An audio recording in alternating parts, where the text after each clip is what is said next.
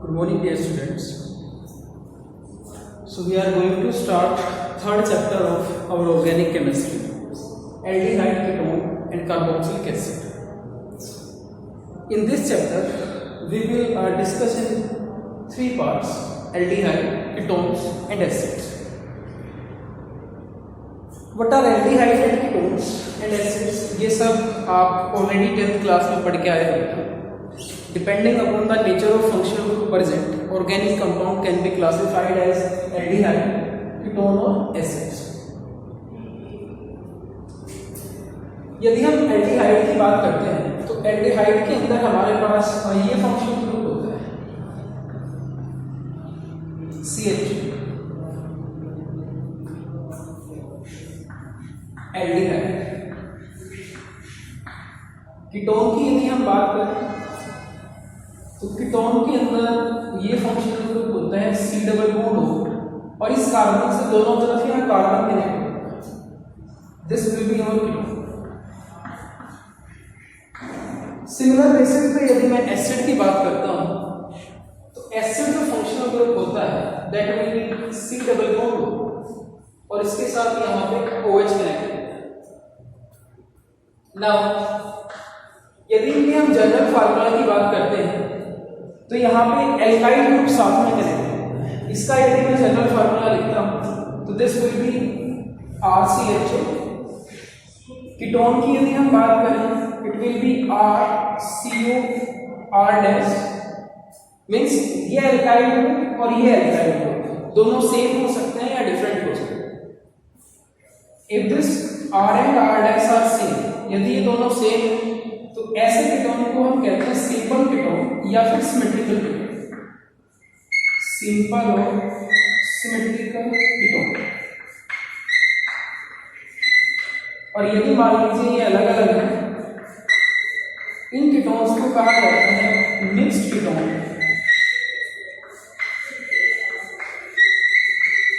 या फिर unsymmetrical ketone.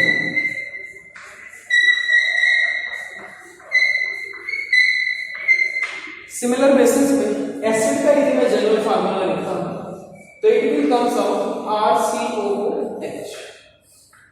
R जो है यहां पर R इज अवर एल्काइल.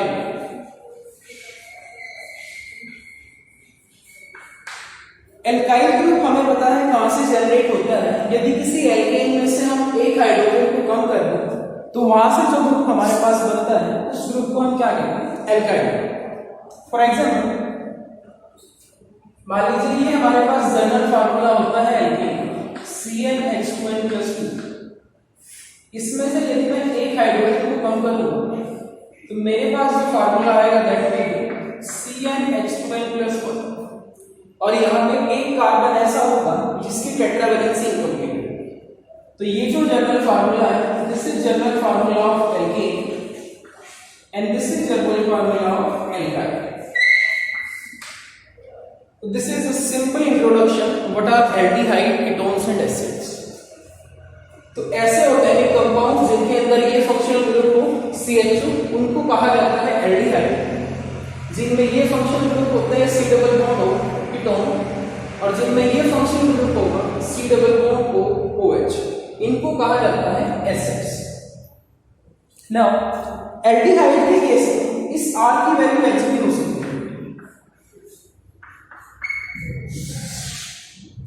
क्योंकि यहाँ जो फर्स्ट मेंबर हमारे पास बनता है एल्डिहाइड फैमिली में वो बनता है HCHO, जिसको आप फॉर्मल्डिहाइड या मिथेनॉल कहते हैं. तो इस चीज को एक बार आप ध्यान से देखिएगा. एल्डिहाइड, कीटोन और एसिड्स क्या होते हैं और क्या उनका जनरल फार्मूला है. सबसे पहले जो चीज है आपको यहाँ पे ये ध्यान रखनी है. नेक्स्ट हम बात करेंगे इनके नोमेनक्लेचर की और एसिड डेरिवेटिव की. What are acid derivatives? तो सबसे पहले हम एक बार एसिड डेरिवेटिव्स देखते हैं क्या है, उसके बाद फिर हम इनके आयोनिक नेमिंग पे बात करेंगे.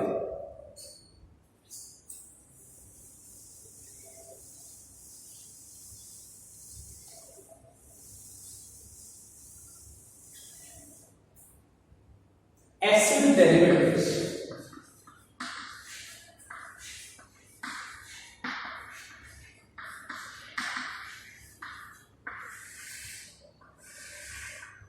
डेरिवेटिव का मतलब क्या होता है, यदि हम किसी पर्टिकुलर फंक्शनल ग्रुप में से किसी एटम को निकाल के उसकी जगह कोई दूसरा एटम प्लेस करें तो जनरली उसको कहा जाता है डेरिवेटिव। फॉर एग्जांपल एसिड का जो हमारे पास जनरल फार्मूला है that will be this RCOH, this is our acid. हम यहाँ पे कुछ चेंजेस करेंगे और उसकी कोरस्पॉन्डिंग हमारे पास एसिड डेरिवेटिव बनेगा। ध्यान से देखिएगा, फर्स्ट हम क्या करें, मान लीजिए हम इस OH को हटा के यहाँ पे हेलोजन एटम को अटैच करें तो यहाँ से जो फार्मूला बनेगा that will B C double bond OH, जिसको हम कहते हैं एसिड हैलाइड, या फिर इसी का एक और नाम होता है असाइल हैलाइड।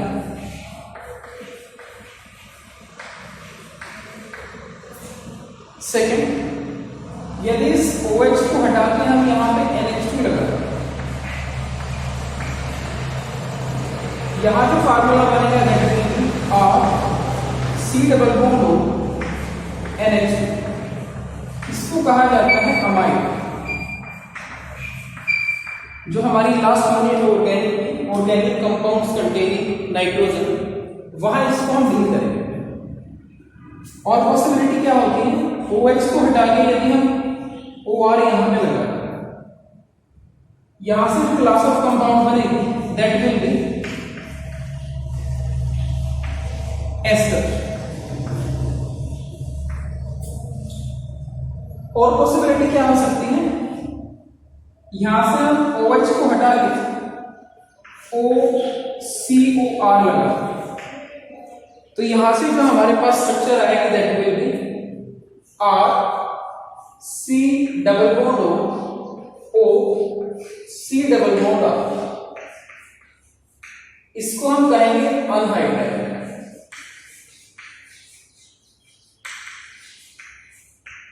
तो ये जो स्ट्रक्चर्स हमारे पास आई हैं all these are known as acid derivatives, because इनको हमने क्या किया है, एसिड पे OH को रिप्लेस करके हमने इसको बनाया है। OH को यदि आप X से रिप्लेस करोगे हमारे पास बनेगा एसिड हैलाइड, या उसी का एक और नाम है acyl halide. Acyl basically structure को कहा जाता है, याद रखिए RC double bond, this group is known as acyl.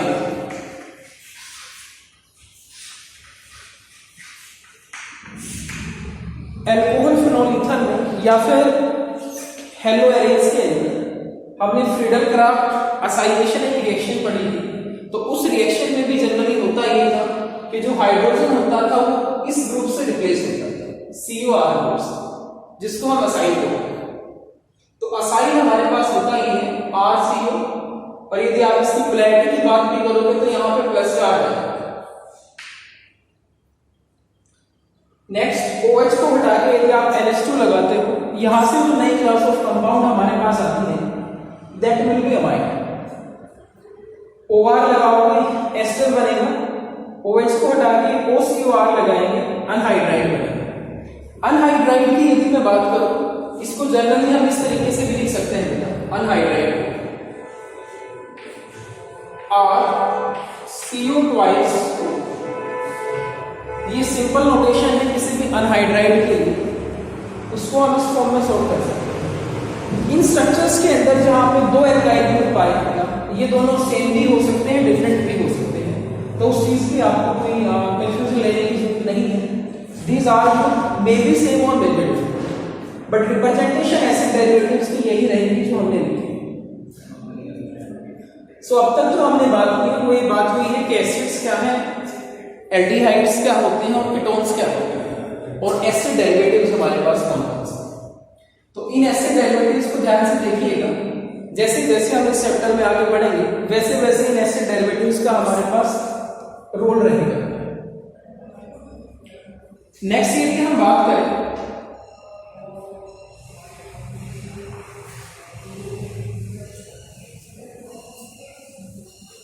अब तक जितनी भी स्ट्रक्चर हमने यहां पर बनाई है, इन स्ट्रक्चर्स के अंदर ये चीज कॉमन है, C डबल बॉन्ड, चाहे वो एल्डिहाइड हो, चाहे कीटोन हो, या फिर चाहे एसिड, या फिर एसिड डेरिवेटिव। ये जो ग्रुप होता है जिसमें कार्बन ऑक्सीजन के बीच डबल बॉन्ड होगा और इस कार्बन की दो जो वैलेंसीज हैं वो फ्री होती हैं, इस स्ट्रक्चर को जनरली हम बोलते हैं कार्बोनाइल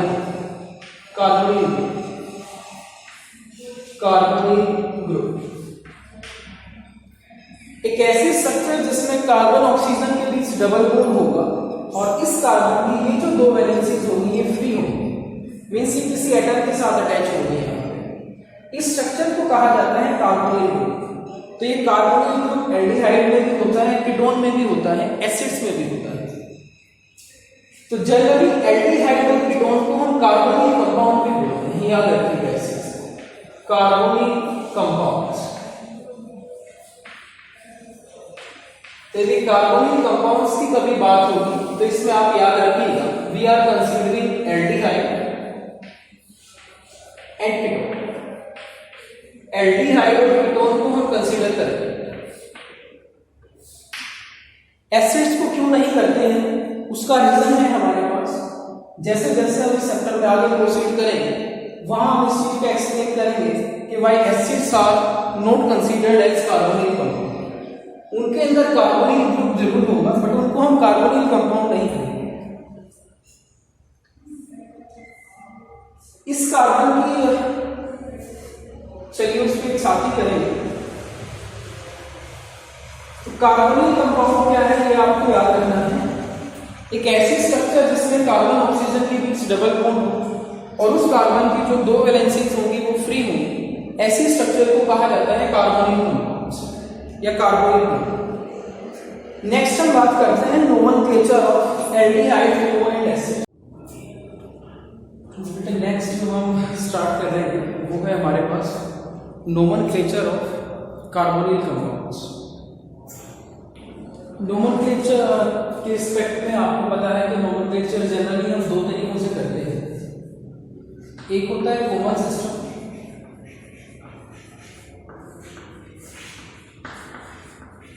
और एक हमारे पास होता है आईयूएक्स सिस्टम।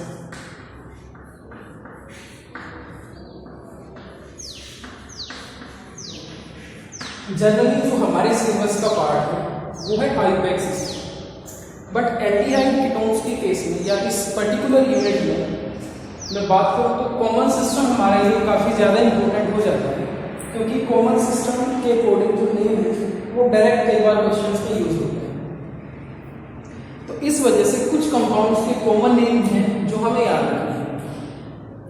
सेकेंड, कुछ केसेस के अंदर जो उस कंपाउंड का कॉमन नेम होगा उसी को हम उसका आईयूएक नेम भी कंसीडर करते हैं। ये चीज भी आपने ध्यान रखनी है। यहाँ पे किस किस केस में हम ऐसा करेंगे वो मैं आपको बताऊंगा। जहां तक बात आईयूएक सिस्टम की है तो आईयूएक सिस्टम के अकॉर्डिंग यदि हम इनकी नेमिंग की बात करते हैं तो एल्डिहाइड का यदि मैं आईयूएक सिस्टम में नेम लिखता हूं तो it will be alkane. Ketone के केस में यदि हम बात करें इसकी तो ये हमारे पास होता है एल्केनोन। एसिड के केस में यदि हम बात करें तो एसिड के केस में ये होता है एल्केनोइक एसिड, एल्केनोइक एसिड। इसीलिए ये जो हमने लिखा है IONE एंड ओइक एसिड, ये हमारे पास सेकेंडरी सफिक्स है इन पर्टिकुलर फंक्शनल ग्रुप। 11th में आपने ऑलरेडी इस चीज के बारे में बहुत ज्यादा पढ़ा हुआ है कि नोमेनक्लेचर कैसे हम लिखते हैं किसी कंपाउंड का आईयूएक नेम, तो उसके ज्यादा डिटेल में मैं यहाँ नहीं जा रहा हूँ। सिर्फ आईयूएक नेम कैसे लिखा जाए हम उसकी एक बार बात कर रहे हैं। एल्डिहाइड्स के केस में एल्केनॉल लिखा जाता है, कीटोन के केस में एल्केनोन लिखा जाएगा, एसिड के केस में एल्केनोइक एसिड लिखा जाएगा। कुछ केसेस के अंदर ये हो सकता है कि वहां more than one functional group present हो, ध्यान रखिएगा इस चीज का। मान लीजिए इनमें से एसिड भी हो या कीटोन हो, तो ऐसे केस के अंदर एक फंक्शनल ग्रुप को हम प्रिंसिपल फंक्शनल ग्रुप कंसीडर करते हैं और बाकी सबको हम क्या मान के चलते हैं एज ए सब्स्टिट्यूट। यदि इन तीनों की यदि मैं बात करूं एसिड, कीटोन और एल्डिहाइड, तो जो एसिड फंक्शनल ग्रुप होगा इसकी प्रायोरिटी सबसे ज्यादा होती है, उसके बाद एल्डिहाइड और उसके बाद आएगा हमारे पास कीटोन। तो यदि किसी कंपाउंड में तीनों में से कोई भी 2 प्रेजेंट है तो काउंटिंग जो दी जाएगी वो सबसे पहले एसिड की तरफ से होगी, फिर एल्डिहाइड की तरफ से और उसके बाद कीटोन की तरफ से। क्योंकि एसिड और जो एल्डिहाइड हमारे पास होते हैं दीज आर टर्मिनेटिंग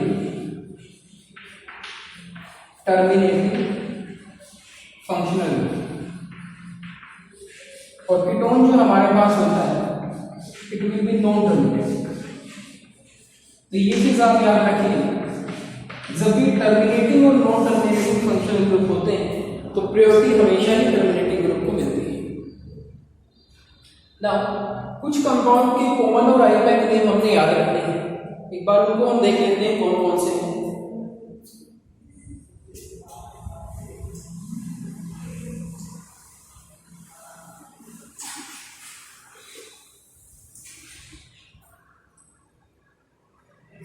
सबसे पहले मैं एल्डिहाइड फैमिली के कुछ एग्जांपल्स हैं जिनको मैं पिक करता हूं। First HCHO, CH3CHO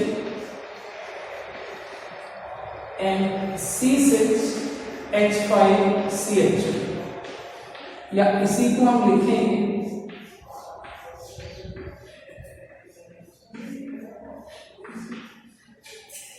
next ketone family की यदि मैं बात करूं CH3CO CH3, CH3CO C6H5 और एक हम लिखते हैं C6H5 C double bond C6H5। इसको यदि हम रिप्रेजेंट करें तो इस तरीके से भी कर सकते हैं।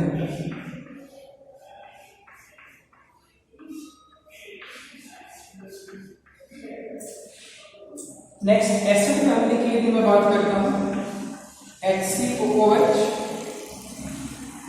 CH3COOH और एक एग्जांपल हम लेते हैं C6H5COOH, और इसी को आप ऐसे भी लिख सकते हैं बेंजीन है जिससे एसिड है।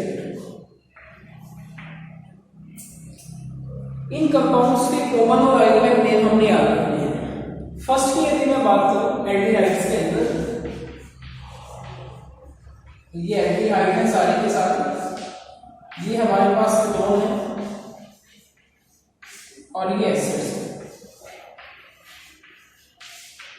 तो फर्स्ट केस की यदि मैं बात करता हूं HCHO, इसका जो कॉमन नेम होता है वो होता है फॉर्मलडिहाइड,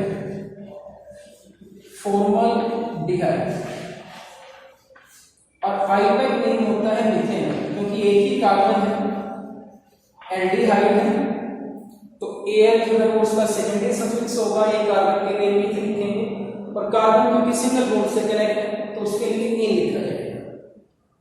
CH3CHO की यदि मैं बात करता हूं, इसका कॉमन नेम होता है एस्टरडिहाइड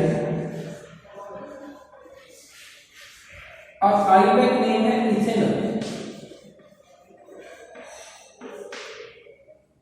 इस कंपाउंड की यदि हम बात करें C6H5CHO, या फिर इस तरीके से इसको रिप्रेजेंट करेंगे, इसका कॉमन नेम होता है benzaldehyde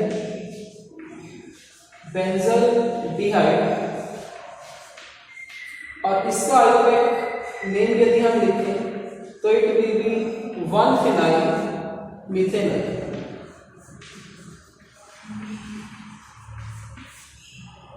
This will be your common name and this will be IUPAC name.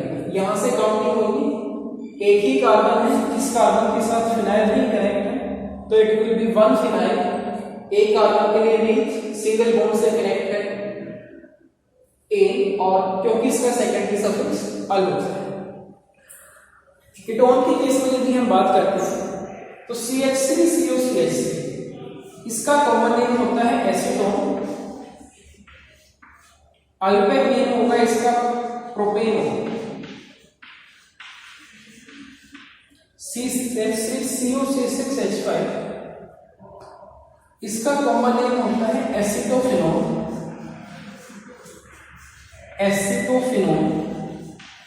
और इसका जो आइयूपैक नेम हमारे पास होगा that will B 1-phenyl ethane कोण, यहां से काउंटिंग होगी, एक पोजीशन पे फिनाइल कनेक्ट है, जो ये सब्स्टिट्यूट लिखा जाएगा, 2 कार्बन के लिए ईथ, कार्बन कार्बन में सिंगल बॉन्ड है ए, और कीटोन को जब सेकेंडरी सफिक्स होता है कौन। इस कंपाउंड की यदि बात करें, इसका आयोपेक बेंजोफिनॉल जो है ये इसका कॉमन नेम होता है, और आयोपेक नेम आपका होगा डाइफिनाइल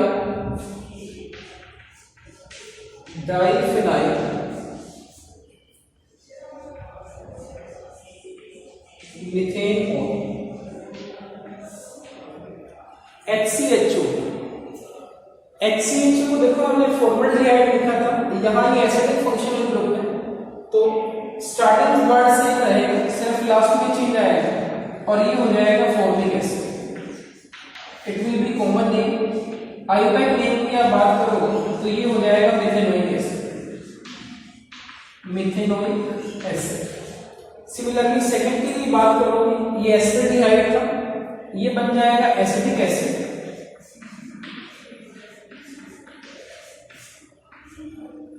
और कॉमन नेम आयोपेक नेम आएगा इथेनोइक एसिड। नेक्स्ट की भी हम बात करें C6H5COOH, इसका कॉमन नेम होता है बेंजोइक एसिड।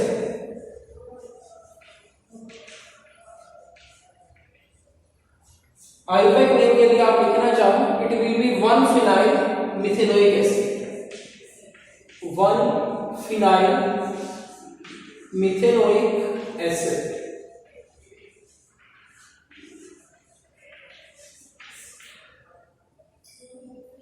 तो ये कुछ कंपाउंड्स के कॉमन नेम हैं और आयोपेक नेम हैं जो आपने ध्यान रखने हैं। ये चीज मैं पहले आपको बता चुका हूं बेटा कि इस पर्टिकुलर यूनिट के अंदर कॉमन नेम्स की बहुत ज्यादा इंपॉर्टेंस है, क्योंकि क्वेश्चंस में ये डायरेक्ट यूज होती है। तो इन कंपाउंड्स का आपने ध्यान रखना है अच्छे से, किस कंपाउंड का कॉमन नेम क्या है और उसका आयोपेक नेम क्या है।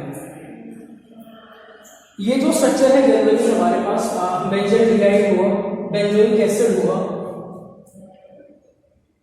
बेंजोफिनोल हुआ, जनरली इनको आयोपेक सिस्टम में भी आप बेंजोइक, बेंजोइक एसिड या एसिडोफिनोल, बेंजोफिनोल लिखोगे, ये वहां भी कंसीडर किए जाते हैं।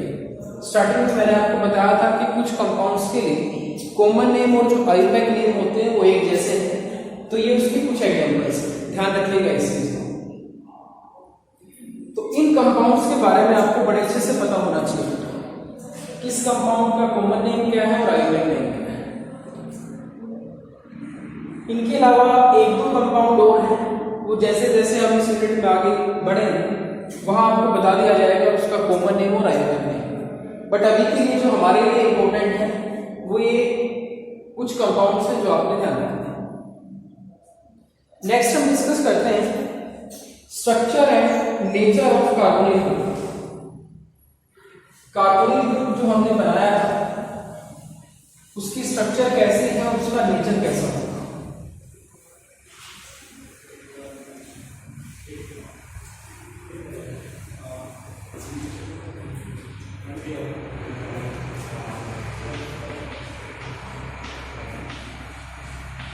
स्ट्रक्चर है नेचर ऑफ कार्बोनिल ग्रुप।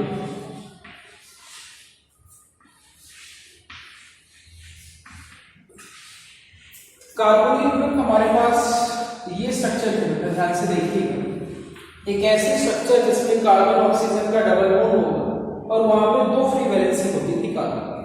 इस स्ट्रक्चर को हमने कार्बोनिल कंपाउंड बोला है, कार्बोनिल ग्रुप बोला है ना।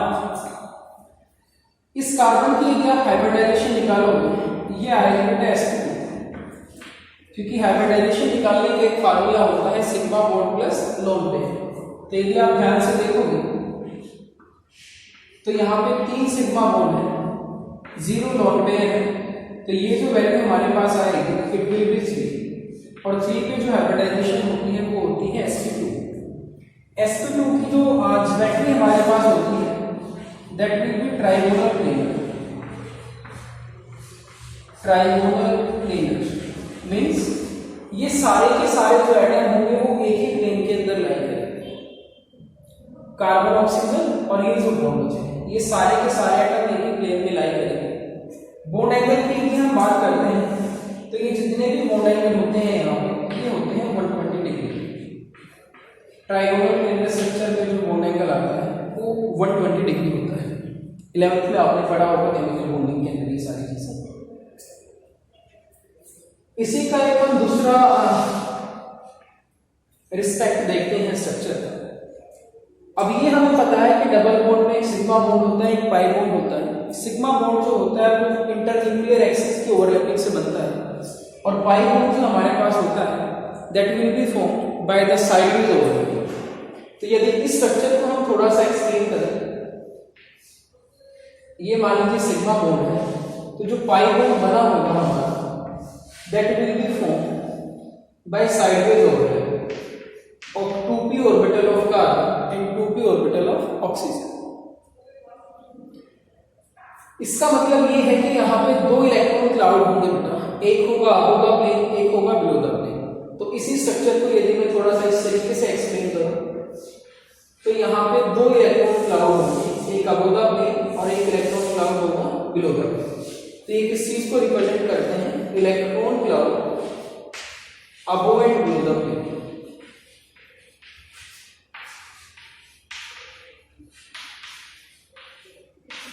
ज्योमेट्री ट्राइगोनल प्लेनर है, सारे के सारे एटम एक ही प्लेन में लाई करेंगे, बट क्योंकि पाई बॉन्ड साइडवेज ओवरलैपिंग से बनता है तो यहाँ पे दो इलेक्ट्रॉन क्लाउड्स बनते हैं, एक अबव द प्लेन होगा, दूसरा below the plane.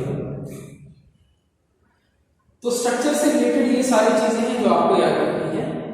sp2 hybrid carbon होता है, ट्राइगोनल प्लेन यहाँ पे स्ट्रक्चर रहेगी, पाई बॉन्ड हमें पता है साइडवेज ओवरलैपिंग से बनेगा, तो उस वजह से यहाँ दो इलेक्ट्रॉन क्लाउड लाई करते हैं, एक अबव द प्लेन होगा, दूसरा बिलो द प्लेन। नेक्स्ट हम नेचर की बात करते हैं कि इस ग्रुप का नेचर कैसा होगा, क्योंकि हम ऑलरेडी रेजोनेंस इफेक्ट और इलेक्ट्रोनेगेटिविटी दोनों के बारे में पढ़ चुके हैं 11th में, तो उस चीज का मैं यहाँ पे डायरेक्ट यूज करता हूँ। थोड़ा सा देखिएगा,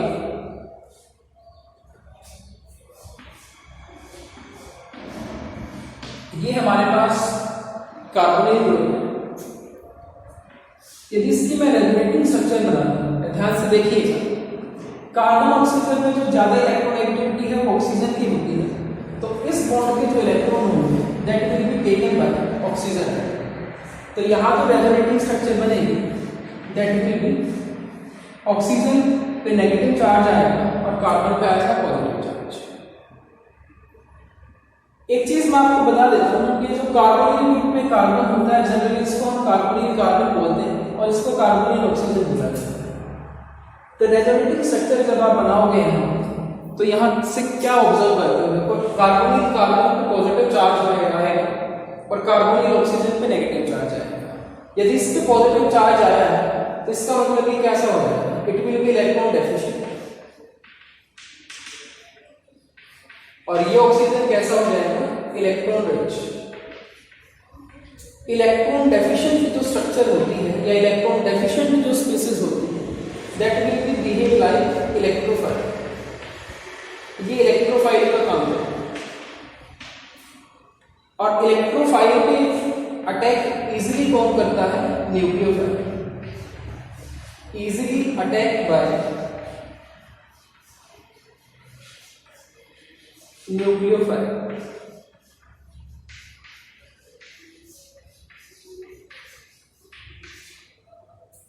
ये इलेक्ट्रॉन रिच है, न्यूक्लियोफाइल का काम करेगी और यहां अटैक कौन करेगा, इलेक्ट्रोफाइल। तो यहां से दो चीजें हैं जो आपने याद रखनी है। फर्स्ट, जो कार्बोनिल कार्बन होगा वो हमारा इलेक्ट्रोफिलिक नेचर का होता है कार्बोनिल ग्रुप के अंदर, और यदि ये इलेक्ट्रोफिलिक नेचर का है तो हमारे पास एक सिंपल सा रूल होता है कि जो अपोजिट चार्जेस होते हैं वो एक दूसरे को अट्रैक्ट करते हैं।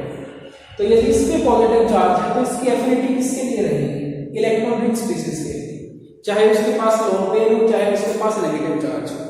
तो ये जो साइड है this will be easily attacked by nucleophile. ये बहुत इंपॉर्टेंट पॉइंट है। कार्बोनिल कार्बन जो होता है वो डेफिशिएंट होगा second, easily attack by nucleophile, और वहां बड़ी आसानी से कौन अटैक करेगा? न्यूक्लियोफाइल। अब क्योंकि यहां पे डिफरेंट इलेक्ट्रोनेगेटिविटी इन्वॉल्व है, तो इस पर्टिकुलर बॉन्ड का अपना एक डाइपोल मोमेंट होगा। Dipole moment due to electronegativity difference between carbon and oxygen. क्योंकि कार्बन और ऑक्सीजन एटम में इलेक्ट्रोनेगेटिविटी डिफरेंस होता है, इसी वजह से यहां पे डाइपोल मोमेंट जनरेट होगा। और ये जो पोलैरिटी यहां इंड्यूस हुई है पॉजिटिव नेगेटिव चार्ज की वजह से, यही रिस्पॉन्सिबल होती है इसकी केमिकल प्रॉपर्टीज के लिए। और जब हम इसकी केमिकल प्रॉपर्टीज पे आए तो हम इस चीज को देखेंगे कि यहाँ पे जो रिएक्शन होगी वो रिएक्शन होगी न्यूक्लियोफिलिक एडिशन, NaR। ध्यान रखिएगा इस चीज का।